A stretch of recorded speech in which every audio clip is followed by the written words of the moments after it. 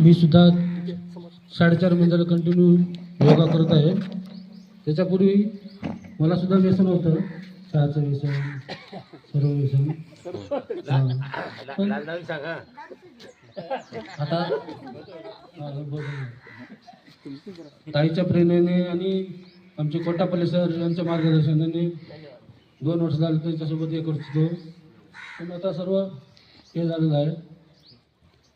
भरपूर सांगायचं होतं पण काहीतरी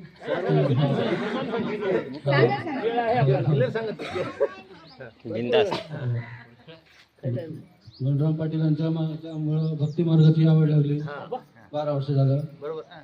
3-4 वर्ष झालं कोटापल्ले सराचं त्याच्यामुळं योगाची आवड होती. पण ताईच्या हे नित्य सांगण्यामुळं आणि हे संपूर्ण हे केल्यामुळं नियमितपणा सर्व अंगीकारलो.